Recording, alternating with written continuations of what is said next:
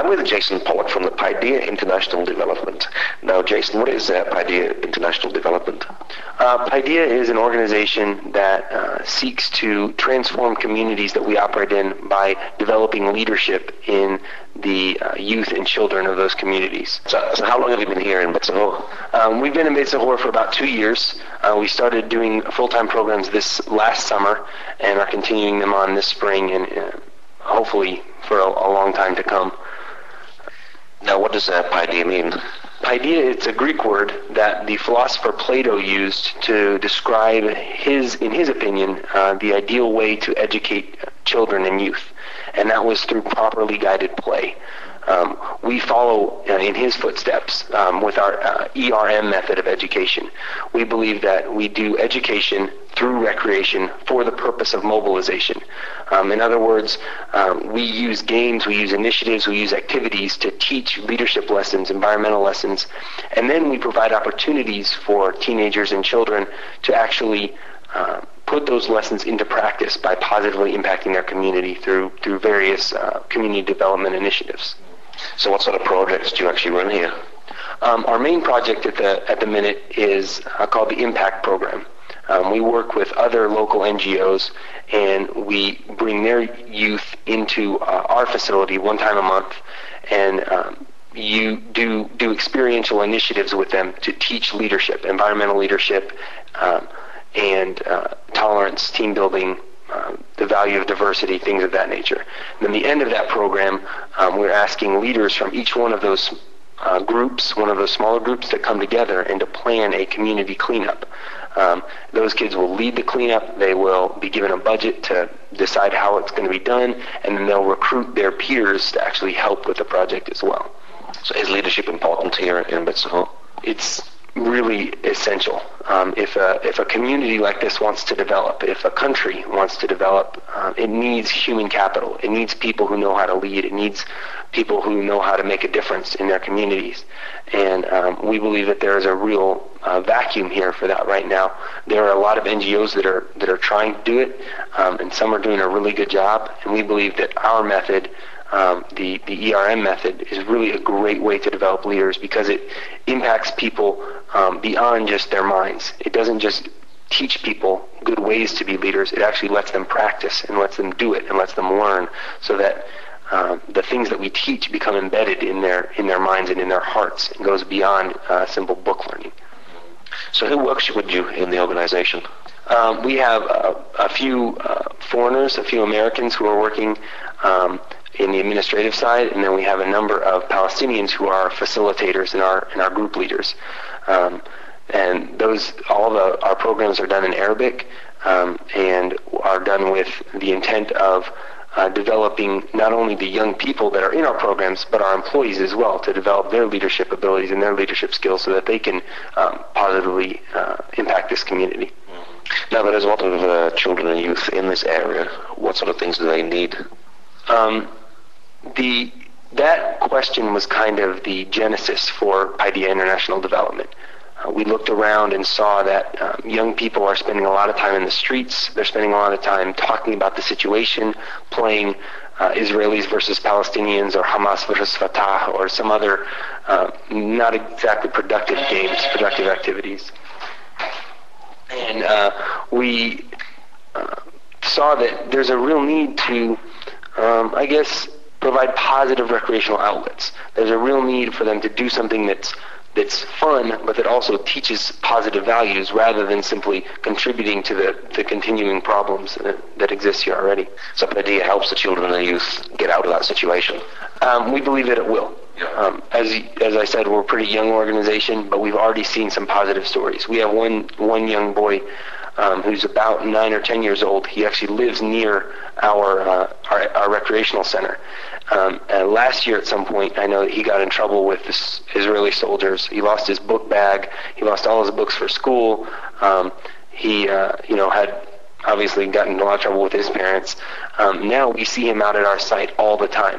Even when we're not open, when we're just out there working, doing physical labor, he wants to come and work with us and hang out with us and spend time with us. And so even with this, just a very small example, with this kid, we're kind of transforming the way that he's spending his free time. When he's not in school, instead of being at the checkpoints throwing rocks, he's hanging out with us and learning things that are going to impact him and be valued to him for the rest of his life. So this is basically saving his life, really. We think that it could. Now, you have a climbing frame down at your activity center. How do you use that? This last summer, we built a 12-foot climbing tower, a 12-meter climbing tower that we use as part of our educational, recreational activities. We have it open on the weekends just for common use. Anyone who wants to come and climb can pay a couple of shekels and climb and prove that they can climb higher than their friends, or, overcome their own fears of heights, or whatever it is. So then during the week, we have the impact program that we use to teach leadership skills to small groups of young people, 10 or 15 people at a time. One activity that we do is the kids in the group have to climb up the tower and get pieces of PVC pipe that they have to use to build a tower that we've built a small model of. And we put a couple of barriers in the way. We make it a little bit difficult to build so that they have to learn how to communicate with each other. They have to learn how to lead. They have to learn how to follow. They have to learn how to somehow figure out how to work together to actually get this tower built within the time limit that we've given them. So this is team building, and they've got to work together. Yeah, absolutely. It works in two ways. One thing that it does is the individuals who are in the group actually learn lessons about leadership and about communication. Like I, as an individual, if I was a young person in this program, I would see, this is a better way to talk with people than what I had been doing, or this is a better way to get my point across than what I usually do. Also, as a group, the group all together start to learn about each other, learn about how they work and how they are different and how they are the same, and begin to value each other a little bit more because they see that each individual skill that the group members have contributes to achieving the goals that we put in front of them. So this must be exciting for people in the area to actually see, because really there's nothing here for the young people. It's so new. Not only, I believe if we did anything here for young people, it would be an exciting thing because, like you said, there's just not a lot to do. But to do something like this that's very innovative, especially for the Middle East, there's definitely nothing like this in the rest of the West Bank or Gaza.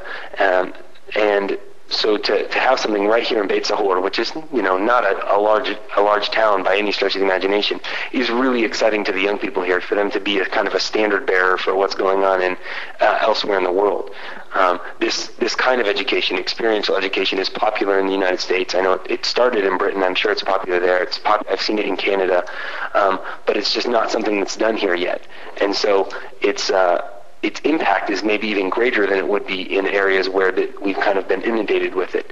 And so because of that, there's a lot of excitement about what we're doing. We have, on the weekends when our tower is just open for climb, in about 5 hours we'll have between 150 and 200 people usually come to climb, and a whole lot more than that who are standing around watching and not quite ready to try it out yet. So how did you actually build this climbing frame?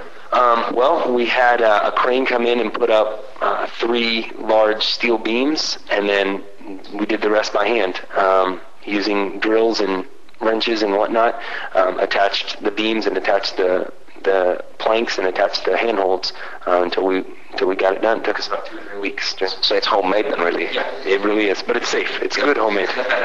So how much does it actually cost to build this? It costs between $15,000 and $20,000 to complete the whole thing, including shipping some of the parts over and things of that nature. And you're planning to develop the site further? What sort of things are you going to be doing there? Yep. Right now, the only thing we have on the site is the climbing tower. We also plan on building a low ropes course and a high ropes course that will be used in our global leadership programs that we will start in the fall. Those 2 things we'll use in order to kind of diversify the activities that are available to the young people, so that it will keep them coming back and keep them interested and keep them excited and keep them learning. Now, you're a believer in Jesus. Is your faith important to the work that you do when you're working with the youth? It is very important to me. The reason that I'm here is because of that faith. I believe that part of my responsibility as a follower of Jesus is to